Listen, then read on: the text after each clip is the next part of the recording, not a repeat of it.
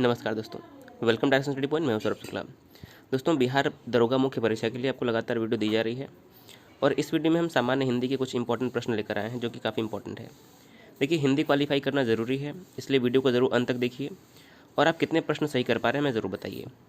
Channel में पहली बार subscribe भी कर दीजिएगा और वीडियो अगर पसंद आए तो शेयर भी करिएगा। तो आइए शुरू करते हैं आज का वीडियो। तो देखिए, पहला प्रश्न क्या है। मृत्युंजय, पिनाकी, व्योमकेश तथा त्रिलोचन किस देवता के पर्यायवाची शब्द हैं? तो देखिए, पर्यायवाची से जरूर प्रश्न बनेंगे, इतने कठिन नहीं पूछे जाएंगे लेकिन आपको जरूर पूछे जाएंगे। तो मृत्युंजय, पिनाकी, व्योमकेश और त्रिलोचन ये सभी जो है भगवान शिव के ही अन्य नाम है। तो सही आंसर क्या हो जाएगा? ऑप्शन नंबर जो हमारा सी है, यहाँ पर शिव जो है करेक्ट आंसर हो जाएगा। दूसरा प्रश्न देखिए, नीति निपुण में कौन सा समास होगा? तो देखिए, समास से आपके एग्जाम में 4 से 5 प्रश्न जरूर बनेंगे। तो नीति निपुण जैसे है, इसका अगर हम विलोम करेंगे, इसका अगर हम विच्छेद करेंगे तो क्या होगा? तो नीति निपुण का विग्रह करने में आएगा नीति में निपुण। क्या हो जाएगा? नीति में निपुण। और में किसका कारक होता है? तो जो अधिकरण कारक होता है, अधिकरण में जो है हम में कारक का प्रयोग करते हैं। क्या होता है? अधिकरण में आता है में, पर और ऊपर। तो में पर ऊपर किस में आएगा? अधिकरण कारक में। तो हमारे यहाँ पर क्या हो जाएगा? अधिकरण तत्पुरुष। ऑप्शन नंबर जो ए है हमारा इस प्रश्न का, नीति में निपुण, ऑप्शन नंबर ए जो है बिल्कुल राइट हो जाएगा। 8वां प्रश्न है कि त्र वर्ण किन वर्णों के सहयोग से बना हुआ है? तो देखिए, 4 हमारे संयुक्त अक्षर होते हैं, हमने कल भी आपको बताया था, श, त्र, ज्ञ और स्र। तो उसी में से जो हमारा त्र है वो त और र के मेल से बना है। किससे बना है? त और र के मेल से बना है। क्या हो जाएगा? बी ऑप्शन करेक्ट हो जाएगा। देखिए, त पे हलंत है और र, ये हमारा जो है करेक्ट होगा। बी ऑप्शन यहाँ पर राइट हो जाएगा। अगला प्रश्न है, नीचे लिखे शब्दों में स्वर एवं मात्रा की दृष्टि से शुद्ध शब्द कौन सा होगा? तो देखिए, 4 दिए हुए हैं, आपको स्वर एवं मात्रा की दृष्टि से शुद्ध पहचानना। देखिए, लिखा हुआ निर्लिप्त। निर्लिप्त देखिए हम लिखते कैसे हैं, पहले हम ये देख लेते हैं। देखिए, निर्लिप्त कुछ इस प्रकार से हम लिखते हैं। निर्लिप्त कैसे लिखते हैं? कुछ इस प्रकार से। तो हमारा सही आंसर क्या हो जाएगा? जो सी यहाँ पर है हमारा बिल्कुल राइट हो जाएगा। निर्लिप्त जो है स्वर और मात्रा की दृष्टि से। देखिए, इस वीडियो का जो PDF फाइल है वो भी आपको टेलीग्राम पे मिल जाएगा आंसर के साथ। तो आप इसको जरूर डाउनलोड करिएगा और आपके प्रैक्टिस करने के लिए जो है ये आपको बहुत काम में आएगा। अगला प्रश्न है, अनेकार्थी शब्द कुंडली के लिए निम्न में से एक अर्थ क्या है? तो जो कुंडली हमारी अनेकार्थी शब्द होती है, इसके लिए एक अर्थ क्या प्रयुक्त होगा? तो सही आंसर क्या हो जाएगा? देखिए, कुंडली को हम इमरती भी कहते हैं। सही आंसर क्या हो जाएगा? बी ऑप्शन हमारा जो है यहाँ पर राइट हो जाएगा। 11वां प्रश्न हमारा है, काठ का उल्लू शब्द का सही अर्थ क्या है? काठ का उल्लू शब्द के लिए सही अर्थ क्या है? तो देखिए, काठ का उल्लू जो शब्द है यह मूर्ख व्यक्तियों के लिए प्रयोग होता है। किसके लिए? मूर्ख व्यक्तियों के लिए, जो कि अपने दिमाग से कोई भी कार्य नहीं करते हैं, तो उन्हें हम कहते हैं काठ का उल्लू। सही आंसर क्या हो जाएगा? काठ का उल्लू मतलब हमारा हो जाएगा मूर्ख, जो है यहाँ पर बिल्कुल राइट आंसर हो जाएगा। 12वां प्रश्न देखिए, निम्नलिखित में से शुद्ध वाक्य का चयन करना है, शुद्ध वाक्य को चिन्हित करना है। तो देखिए, 4 वाक्य हैं, इनमें से एक शुद्ध है, 4 अशुद्ध दिए हुए हैं, तो हमें सही वाला जो है पहचानना है। तो देखिए, पहला लिखा है कि उसके प्राण निकल गए। सुनने में बिल्कुल सही लग रहा है, हम दूसरा पढ़ लेते हैं। देखिए, पहला एकदम सही लग रहा है, उसके प्राण निकल गए। दूसरा दिया है कि उसके प्राण निकल गया, गया यहाँ पर नहीं होगा। उसके प्राण पखेरु उड़ गया, यहाँ पर भी गया नहीं होगा। प्राण उसका खत्म हो गया, ये भी गलत है। तो देखिए, हमारा सही क्या होगा? पहला ऑप्शन ही सही था, उसके प्राण जो निकल गए, ये जो है बिल्कुल सही जो है हमारा वाक्य हो जाएगा। अगला प्रश्न, चौकी का तत्सम शब्द क्या है? देखिए, तत्सम तद्भव आप जरूर पढ़िएगा, यहाँ से 4-5 प्रश्न जरूर बनेंगे। तो चौकी का यहाँ पर तत्सम पूछा गया है। सही आंसर हो जाएगा चतुष्पादिका। चौके का जो तत्सम होता है वो चतुष्पादिका होता है और इसी का तद्भव जो है वो चौकी है। तो सी ऑप्शन जो है यहाँ पर राइट होगा। 14वां प्रश्न देखिएगा, निम्न में से निषेधात्मक वाक्य चुनिए। देखिए, निषेधात्मक वाक्य का मतलब होता है जहाँ पर नकारात्मक यानी कि न वाली कोई बात आई हो। तो देखिए, सूर्य पूर्व दिशा में निकलता है, निषेधात्मक नहीं है। मैं आज बाजार नहीं जाऊंगा, बिल्कुल देखिए, नहीं जाऊंगा, नहीं खाऊंगा, ये सब क्या होता है? नकारात्मक बातें होती है, निषेधात्मक वाक्य है, यानी कि नेगेटिव वाक्य है। क्या है? तो सही आंसर क्या हो जाएगा? मैं आज बाजार नहीं जाऊंगा, ये क्या है? एक निषेधात्मक वाक्य है। तो बी ऑप्शन जो है इस प्रश्न का राइट आंसर हो जाएगा। 15वां हमारा प्रश्न है, अनेकार्थक शब्द की श्रेणी में न आने वाले का नाम बताइए। तो देखिए, अनेकार्थक के श्रेणी में क्या नहीं आता? निम्नलिखित में से हमारा सही हो जाएगा ऑप्शन नंबर सी, रात्रि। रात्रि जो है अनेकार्थक शब्द की श्रेणी में नहीं आता है। सी जो है करेक्ट हो जाएगा।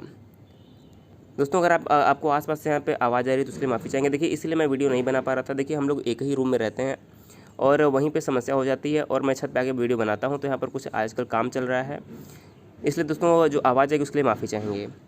16वां प्रश्न देखिएगा, भानुदय शब्द का संधि विच्छेद क्या होगा। देखिए मैंने आपको संधि विच्छेद पढ़ाया था और दीर्घ संधि में दोस्तों हमने बताया था कि देखिए भानुदय तो पहले तो बड़ी ऊ की मात्रा दिख रही है, तो हमारी अगर संधि पहचानना है तो एक कौन संधि है, भानुदय में हमारी कौन सी है, दीर्घ संधि है, क्योंकि दीर्घ मात्रा का प्रयोग हुआ है। अगर इसका हम संधि विच्छेद करेंगे तो क्या आ जाएगा, भानु प्लस उदय, क्या होगा, भानु प्लस उदय। आप देखिए कौन सा सही हो जाएगा, भानु प्लस उदय। 16वें का ए ऑप्शन जो है हमारा करेक्ट आ रहा है, क्या हो जाएगा, Bhanu plus Uday, Bhanuday. Option number A हमारे यहाँ पर राइट होगा।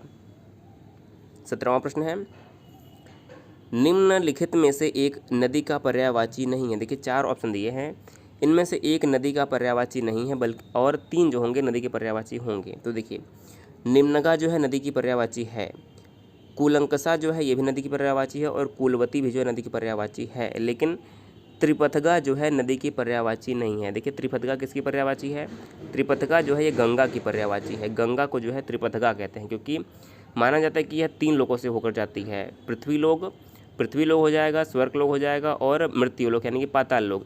माना जाता है कि गंगा जो है 3 लोक से होकर जाती से, इसलिए से त्रिपथगा भी कहते हैं। बी ऑप्शन जो है यहाँ पर राइट हो जाएगा, ये नदी का पर्यायवाची नहीं है। 18वां प्रश्न की आनाम दास का पोथा उपन्यास के रचयिता कौन है। आनाम दास का पोथा उपन्यास के रचयिता कौन है, सही आंसर हो जाएगा सी, हजारी प्रसाद द्विवेदी जो हैं इन्होंने आनाम दास का पोथा नामक उपन्यास लिखा है। सी ऑप्शन हमारे यहाँ पर राइट हो जाएगा। अगला देखिए, अव्यय की परिभाषा किस विकल्प में सही है। तो देखिए अव्यय वही होते हैं जिनका व्यय नहीं होता है, यानी कि जो जस के तस प्रयोग होते हैं उनमें कोई भी परिवर्तन नहीं होता है। तो जिस शब्द का रूप हमेशा एक सार है, यानी कि जिनमें कोई भी परिवर्तन न हो, यानी कि जिसमें कोई भी व्यय न हो, वहीं तो हमारा अव्यय है। तो सही आंसर क्या हो जाएगा, सी, जिस शब्द का कोई भी रूप जो है हमेशा एक सार है, जैसे कि आज हो गया, कल हो गया, दिन रात, ऊपर नीचे, आगे पीछे, ये सभी जो हमारे होते हैं इन्हें हम अव्यय कहते हैं। तो आप याद रखिएगा अव्यय के भी कई प्रकार हैं, आप चाहें तो अव्यय को विस्तार से पढ़ सकते हैं किसी भी किताब से। सी ऑप्शन हमारे यहाँ पर करेक्ट हो जाएगा। 20वां प्रश्न के दाहिना शब्द का तत्सम रूप क्या है। दाहिना का तत्सम रूप जो हमारा होता है दक्षिण। दाहिने को हम दक्षिण कहते हैं, लेफ्ट को यानी कि जो बायां होता है उसे हम वाम कहते हैं। क्या कहते हैं, बायां को वाम और दाहिने को दक्षिण कहते हैं। तो बी ऑप्शन हमारा यहाँ पर राइट हो जाएगा। 21वां प्रश्न की एहसान न मानने वाला वाक्यांश हेतु एक शब्द क्या है। तो देखिए आपको के पास अगर कोई भी किताब हो तो आप वाक्यांश के लिए एक शब्द में से आप 3-4 पेज वहाँ पर दिए होंगे, 200-250 को नाम दिए होंगे, सबको पढ़ जाइए तो आपके दिमाग में बैठ जाएगा, तो आप एग्जाम में ज़रूर जो है सही कर देंगे। तो जो व्यक्ति एहसान को नहीं मानता है उसे हम कृतघ्न कहते हैं। क्या कहते हैं, कृतघ्न। और जो एहसान को मानता है उसे कृतज्ञ कहते हैं। दोनों याद रखिए, बी ऑप्शन हमारे यहाँ पर राइट होगा। 22वां प्रश्न है कि निम्नलिखित शब्दों में से एक शब्द पुल्लिंग है, उसी को हमें पहचानना है। तो देखिए बुढ़ापा, जड़ता, घटना और दया, इसमें से एक शब्द पुल्लिंग है। पुल्लिंग शब्द कौन सा है, देखिए जो बुढ़ापा है यह शब्द पुल्लिंग है। इसके अलावा जड़ता जो है, घटना जो है और दया जो है, ये सभी क्या है, ये सभी स्त्रीलिंग शब्द हैं। तो हमारा ऑप्शन नंबर जो ए है इस प्रश्न का राइट हो जाएगा। अगला प्रश्न देखिएगा 24वां प्रश्न, पढ़वैया में प्रत्यय क्या है। तो देखिए प्रत्यय वे शब्द होते हैं जो किसी शब्द के पीछे जोड़ते हैं। प्रत्यय कहाँ पर लगते हैं, शब्द के पीछे जोड़ते हैं और उनका अर्थ बदल देते हैं। तो पढ़वैया में हम बताना कि पीछे क्या लगा, तो देखिए स्पष्ट रूप से दिख रहा है यहाँ पर पढ़। देखिए पढ़ प्लस वैया होता है, जैसे कि लिख वैया, पढ़वैया, उसी प्रकार से पढ़ प्लस वैया यहाँ पर हमारा। तो सही आंसर क्या होगा, 24वें का सी करेक्ट होगा। सी इसमें जो है प्रत्यय लगा है, पढ़वैया, लिखवैया। आप इसके वैया लगा के कई भी शब्द जो है बना पाएंगे। तो सी जो है हमारे यहाँ पर करेक्ट आंसर हो जाएगा। अगला प्रश्न कि हस्ताक्षेप का शुद्ध शब्द क्या। देखिए यहाँ पर पहले तो हस्ताक्षेप ही गलत लिखा है, आप यहाँ पर देखिए शुद्ध क्या होता है, हस्तक्षेप जो हम कहते हैं। हस्तक्षेप का शुद्ध शब्द क्या होगा, तो आप देखिए हस्तक्षेप कुछ इस प्रकार से लिखते हैं। हस्तक्षेप कैसे लिखते हैं, इस प्रकार से जो हमारा है ये हस्तक्षेप सही होता है। तो देखिए हस्तक्षेप ये गलत है, हस्तक्षेप गलत है, हस्तोक्षेप गलत है। ए ऑप्शन में जो हस्तक्षेप लिखा है देखिए बिल्कुल सही लग रहा है, तो ए जो है हमारा यहाँ पर क्या होगा, बिल्कुल सही जो हमारा हो जाएगा ऑप्शन नंबर ए, हस्तक्षेप। 26वां प्रश्न है कि निम्न में से कौन सा कथन सत्य नहीं है। देखिए 4 दिए हुए हैं, आपको पहचाना कौन सा सही नहीं। देखिए पहला दिया कि संस्कृत में 3 वचन होते हैं। देखिए आपको पहले याद रखना है संस्कृत में 3 वचन होते हैं। कौन कौन से, देखिए 3 वचन होते हैं, एक वचन, द्विवचन और बहुवचन, जबकि हिंदी में 2 ही वचन होते हैं, एक वचन और बहुवचन। याद रखिएगा, तो ये बिल्कुल सही लिखा हुआ है, हमें गलत पहचानना है। हिंदी में 2 वचन होते हैं, देखिए हमने अभी बताया संस्कृत में 3 वचन होते हैं, एक वचन, द्विवचन, बहुवचन, जबकि हिंदी में सिर्फ एक वचन और बहुवचन होता है। तीसरा दिया कि हिंदी में 2 लिंग होते हैं, बिल्कुल सही है। हिंदी में कौन कौन से लिंग होते हैं? एक होता है पुल्लिंग, एक होता है स्त्रीलिंग। देखिए संस्कृत में लिंग भी 3 होते हैं, आपको ये भी याद रखना है, संस्कृत में लिंग भी 3 होते हैं। कौन कौन से लिंग होते हैं? स्त्रीलिंग, पुल्लिंग और नपुंसक लिंग। तो संस्कृत में 3 वचन होते हैं, हिंदी में 2 वचन होते हैं। हिंदी में 2 लिंग होते हैं, संस्कृत में 3 लिंग होते हैं, ये आपको याद रखना है। चौथा दिया है कि संस्कृत में हिंदी की तरह 2 लिंग होते हैं, गलत दिया है, तो यही गलत हो जाएगा। संस्कृत में जो है हिंदी की तरह 2 लिंग नहीं, बल्कि संस्कृत में 3 लिंग होते हैं, स्त्रीलिंग, पुल्लिंग और नपुंसक लिंग। तो जो डी ऑप्शन हमारे यहाँ पर दिया है ये असत्य दिया हुआ है, तो इसलिए आपको ये भी याद रखना है। 27वां प्रश्न कि समय की दृष्टि से अनुकूल वाक्यांश के लिए एक शब्द क्या होगा? तो समय की दृष्टि से अनुकूल के लिए हमारा प्रयुक्त होता है समयानुकूल। क्या होगा? समयानुकूल, यानी कि समय के अनुकूल। सही आंसर क्या हो जाएगा? डी ऑप्शन हमारे यहाँ पर जो है बिल्कुल राइट हो जाएगा। 28वां प्रश्न देखिए, अनुगामी शब्द का सही अर्थ क्या है? देखिए अनु मतलब होता है पीछे, अनु मतलब क्या होता है? पीछे, और गामी मतलब क्या होता है? चलने वाला। अनु मतलब पीछे, गामी मतलब चलने वाला, यानी कि जो व्यक्ति पीछे पीछे चलता है उसे क्या कहते हैं? अनुगामी कहते हैं। तो देखिए इसका सही आंसर आप आसानी से पहचान पाएंगे कि किसी के पीछे पीछे चलने वाला जो होता है उसे हम अनुगामी कहते हैं। देखिए इसके लिए हमें ज़्यादा पढ़ने की ज़रूरत नहीं, आप याद रखिए अनु मतलब पीछे होता है, गामी मतलब क्या होता है? चलने वाला। उसी प्रकार से हम अनुचर भी कहते हैं, अनु मतलब ही पीछे, अनुचर, चर मतलब चलने वाला। उसी प्रकार से अनु जो होता है क्या होता है? अनुज। कैसे पहचानेंगे? अनु मतलब क्या होता है? पीछे, ज मतलब जन्म लेने वाला, तो जो पीछे जन्म लेता है वो अनुज होता है। जो आगे जन्म लेता है वो क्या होता है? अग्रज, यानी कि जो बड़ा भाई होता है उसे अग्रज कहते हैं, जिसने आगे जन्म लिया है। जो पीछे जन्म लेता है उसे अनुज कहते हैं, यानी जिसने बाद में जन्म लिया है। तो अनु लगा के देखिए, अनु एक प्रकार का हमारा उपसर्ग है, और अनु उपसर्ग लगा के आप कई भी शब्द जो है बना पाएंगे। तो हमारे यहाँ पर डी ऑप्शन यहाँ पर राइट हो जाएगा। 29वां प्रश्न है कि हिंदी भाषा में कितने प्रकार के उपसर्ग हैं? तो देखिए हिंदी भाषा में देखिए यहाँ पर उपसर्ग की बात की है, तो कुल मिलाकर जो है हिंदी में जो है 3 प्रकार के उपसर्ग होते हैं। कितने प्रकार के उपसर्ग होते हैं? 3 प्रकार के उपसर्ग होते हैं, आप याद रखिए। पहला क्या है? संस्कृत के उपसर्ग। देखिए संस्कृत के जो कुल उपसर्ग की संख्या हिंदी में है वो हमारी है 22। कितनी है? 22। दूसरी हमारे उपसर्ग होते हैं हिंदी के उपसर्ग, हैं सभी हिंदी में ही, लेकिन हिंदी में 3 उपसर्ग होते हैं, संस्कृत के उपसर्ग, हिंदी के उपसर्ग और उर्दू के उपसर्ग। तो हिंदी के उपसर्ग की संख्या है 10 और उर्दू के उपसर्ग की संख्या जो है वह है 19। तो ये जो हमारे हो जाएंगे सभी 3 प्रकार के हिंदी में उपसर्ग हो गए। उपसर्ग शब्द के प्रारंभ में लगते हैं, ये बात आपको याद रखनी है। 30वां प्रश्न है, निर्गुण का संधि विच्छेद क्या होगा? देखिए निर्गुण का संधि विच्छेद क्या होगा? तो स्पष्ट है, निहगुण का होगा, निर्गुण का होगा निह प्लस गुण। क्या होगा? निह प्लस गुण। सी ऑप्शन करेक्ट हो जाएगा। यहाँ पर संधि कौन सी होगी? तो देखिए विसर्ग आते ही हमारे यहाँ पर क्या हो जाएगा? विसर्ग संधि। और आपकी जो ऑफिशियल साइट है, आपके ऑफिशियल जो सिलेबस है उसमें विसर्ग संधि प्रमुख रूप से लिखा है हिंदी के लिए, तो आपको विसर्ग संधि पर ध्यान देना है। 31वां प्रश्न कि भारत भारती के रचनाकार कौन है? तो जो भारत भारती काव्य है इसके रचनाकार है मैथिली शरण गुप्त। कौन? मैथिली शरण गुप्त जो है इस प्रश्न का करेक्ट आंसर हो जाएगा ऑप्शन नंबर सी। अगला देखिए, निम्नलिखित में से एक समुद्र का पर्यायवाची शब्द नहीं है, तो इसमें से हमें पहचानना ही कौन समुद्र का पर्यायवाची शब्द नहीं है। देखिए जलधि, जल को धारण करने वाला। देखिए मैंने आपको ट्रिक से याद करवाया था, आप चाहें तो अभी भी देख सकते हैं। देखिए जल मतलब जल होता है और धी मतलब धारण करना, तो जल को धारण करता है कौन? समुद्र ये है। वारी मतलब भी जल होता है और वारी को धारण करने वाला वारीधि मतलब भी समुद्र होता है, तो ये भी है। जल निधि, देखिए 32वें का हमारा प्रश्न देखिएगा, जल निधि यानी कि जल की जो निधि होती है यानी कि बहुत ज़्यादा मात्रा में जल, तो वो भी हमारा क्या हो गया? जल निधि, हम समुद्र को ही कहते हैं। लेकिन जलाधिप जो है समुद्र का पर्यायवाची नहीं है। क्या हो जाएगा? जलाधिप जो है समुद्र का पर्यायवाची नहीं है, डी करेक्ट हो जाएगा। अब देखिए यहाँ से आप एक प्रश्न और याद रख सकते हैं, जैसे कि एक नहीं 2 प्रश्न आप याद रख सकते हैं। जैसे कि देखिए जल में धी लगा था तो हमारा क्या था? समुद्र का पर्यायवाची। जल में अगर आप द लगा दें जलद, तो ये क्या बन जाएगा? जल को देने वाला क्या बन जाएगा? बादल। और इसी में जल लगा दीजिए तो जलज बन जाएगा। क्या बन जाएगा? जलज। तो क्या हो जाएगा? जल में जन्म लेने वाला कमल। उसी प्रकार से वारी में आप अगर लगा देते हैं द, तो जल को देने वाला क्या बन जाएगा? बादल। और वारी में हमारा लग जाए, क्या लग जाए? वारी में अगर आप लगा दीजिए ज, तो वारी में जन्म लेने वाला क्या हो जाएगा? कमल। उसी प्रकार से पयोद, पयोद मतलब भी क्या होता है? जल को देने वाला बादल। पयोद ही लगा दीजिए, यानी कि पयोद, पय को धारण करने वाला क्या हो जाएगा? समुद्र। और यहीं पे आप पयोज लगा दीजिए तो पय में जन्म लेने वाला क्या हो जाएगा? कमल। तो ये 3 चीज़ से देखिए याद रखिए, ज लगाने से क्या बन जाएगा, जन्म लेने वाला कमल, द से देने वाला बादल, और यानी कि पानी को, और धी मतलब धारण करने वाला समुद्र। तो पानी के अगर हम उस पानी के पर्यायवाची के आगे अगर ज लगा देने पे हमारा जो है, द लगा देने पे और धी लगा देने पे 3 अर्थ जो है हमारे यहाँ से मिल जाएंगे। तो इस प्रकार से आपके बहुत अधिक जो पर्यायवाची याद हो जाएंगे। अगला प्रश्न है कि हस्त का तद्भव क्या होगा।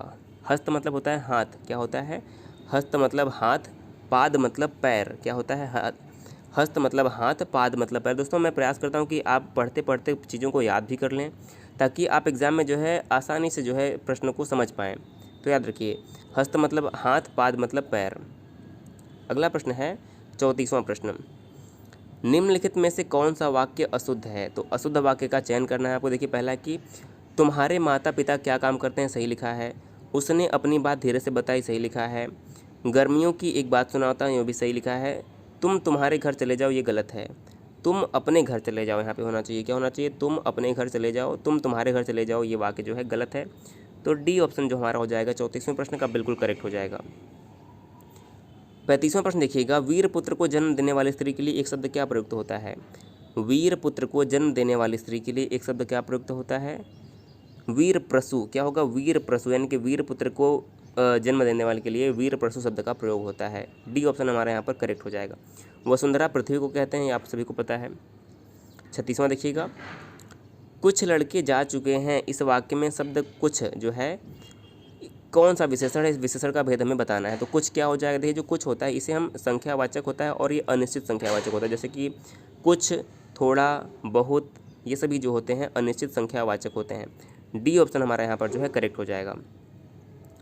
सुई का तत्सम रूप क्या है। सुई का तत्सम रूप हमारा होता है सूची। क्या होता है, सूची को हम अपने आम बोलचाल की भाषा में सुई कहते हैं, जबकि शुद्ध क्या होता है, सूची। सी यहाँ पर करेक्ट हो जाएगा।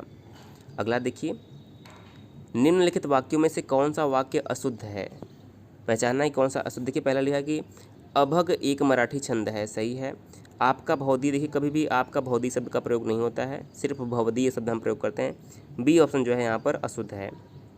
अगला देखिए 38वां प्रश्न, वह घर पहुँच गया, इस वाक्य में पहुँच गया निम्नांकित में से किस कार्य क्रिया का उदाहरण। देखिए यहाँ पर लिखा क्या है, पहुँच गया। देखिए ये तो पहले क्रिया है, आप सभी को पता है, और ये हमारा हो जाएगा द्विकर्मक क्रिया। एक तो गया भी है, यानी कि पहुँच भी है, गया भी, तो एक हमारा ये द्विकर्मक क्रिया होता है। जैसे कि पहुँच गया, तो क्या हो जाएगा, द्विकर्मक क्रिया। 39वें प्रश्न का बी ऑप्शन जो है हमारा यहाँ पर राइट हो जाएगा। और देखिए आज का अंतिम प्रश्न क्या है। देखिए हमने इस वीडियो में 40 प्रश्न ही लिया था, जबकि 6 से शुरू किया था, यानी कि सब मिला के आपको 34 प्रश्न इस वीडियो में मिले होंगे, जो कि काफ़ी थे आपके एग्जाम के लिए। देखिए तो पर्यायवाची की दृष्टि से एक वर्ग शुद्ध है, बाकी गलत है। देखिए इंद्र मतलब क्या होता है, देवेंद्र, यानी कि जो हमारे इंद्र हैं, जिन्हें हम देवेंद्र भी कहते हैं, इंद्र कहते हैं, बाकी सभी अलग हैं। यमुना कालिंदी जो है, यमुना जो है कालिंदी है, जाह्नवी भानुतनया। देखिए हमें बताना कि एक वर्ग शुद्ध है, कौन सा वर्ग शुद्ध है।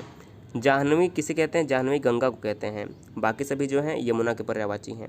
वस्त्र मतलब अंबर, चीर सही है, पाठक जो है अलग दे दिया हुआ है। तो देखिए बी ऑप्शन करेक्ट है। घर मतलब निकेतन भी होता है, आयतन और निलय। देखिए यहाँ पर आयतन नहीं लिखा होना चाहिए, यहाँ पर आलय लिखा होना चाहिए। सही आंसर क्या होगा, यहाँ पर आयतन नहीं बल्कि आलय लिखा होना चाहिए। तो यहाँ पर बी जो है हमारा करेक्ट हो जाएगा। देखिए इस वीडियो का आपको आंसर के साथ पीडीएफ भी टेलीग्राम पर मिल जाएगा। आपने कितने प्रश्न सही किए हमें ज़रूर बताइएगा। दोस्तों आपको हिंदी कैसा लगा ये भी हमें ज़रूर बताइएगा। वीडियो अगर पसंद आए तो वीडियो को शेयर कर दीजिए। चैनल पर पहली बार है सब्सक्राइब भी करना मत भूलिएगा, क्योंकि